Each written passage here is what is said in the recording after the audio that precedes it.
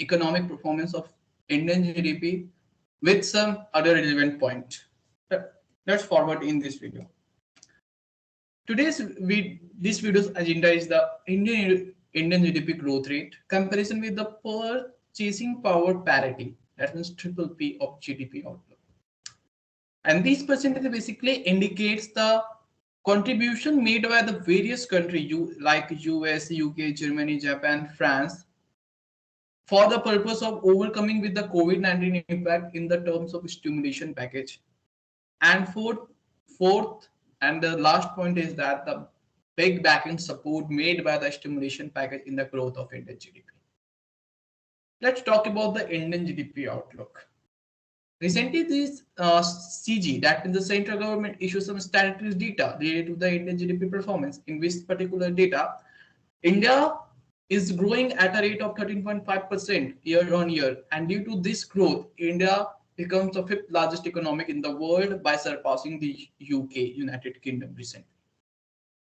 But over the social media, specifically LinkedIn, Twitter, I'm seeing that some people of India are not appreciating this one because they are comparing the economic growth with per capita income. The simplest definition of per capita income is that the level of GDP outlook divided by in the monetary term, the GDP value in the monetary term divided by the number of population residing in that particular company, the value which will come by doing this process is known as a per capita income. So UK's per capita income is a 47,000 USD in per annum. If we compare same thing with the Indian per capita income is 2,500. But there is one more concept coming into an economic picture is that the purchasing power parity, that means the triple P. The purchasing power parity is the simplest thing is that the capability of purchasing the goods or services with respect to comparing the two countries' currency. Let's understand with the concept of India and the UK in the very simple example. Suppose that in India, a person earning 15 lakh rupees and they are maintaining their lifestyle in a good way.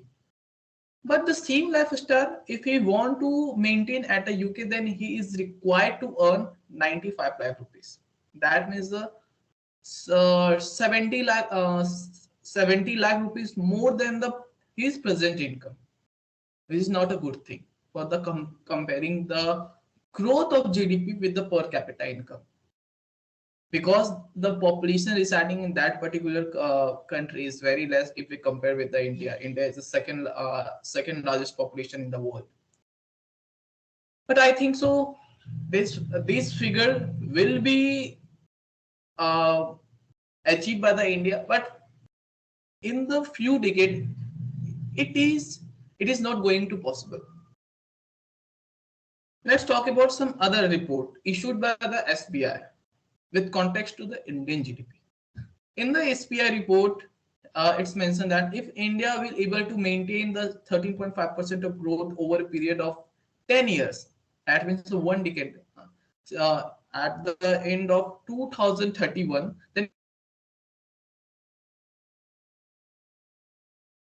happen if the India able to maintain this growth rate. Why? Because India has the proper available resources.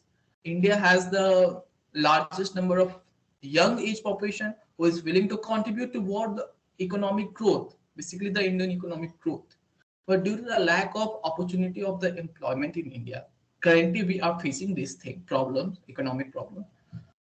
Due to these, there are hurdling in the growth of economic. But I think so in the future this will be solved by our government too. Third thing, the USA, UK, Germany, Japan, and France. If we see that the USA now 27% of their GDP in the terms of stimulation package, in the same manner 20%, UK, Germany 20%, and Japan 53%. It's a huge amount. France 11%. if we calculated 27% of the US GDP, it has stood up $5.5 billion and the $1 trillion directly infused in the bank account of the US resident. And this will boost up the inflation in the US country. And to the some extent, UK, Germany did the same, and Japan did at a very extensive manner, and the France also did the same in the well little manner. So these few countries, which is the developed country, are facing the inflation problem because they did not able to understand the simple concept of the economic, that the demand and supply. And fourth point is that the back-end support. What do you mean by the back-end support?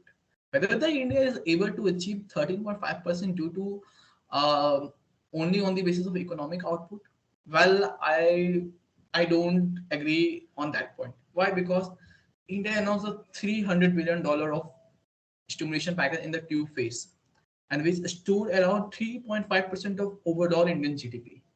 I know this amount is not a big for the purpose of overcoming from the COVID-19 impact, but in the manner in which the $300 billion expanded into a market, and with a consultation with the RBI, which allowed the CJ to invest or to infuse these $3 billion into Indian economy in a very calculated manner.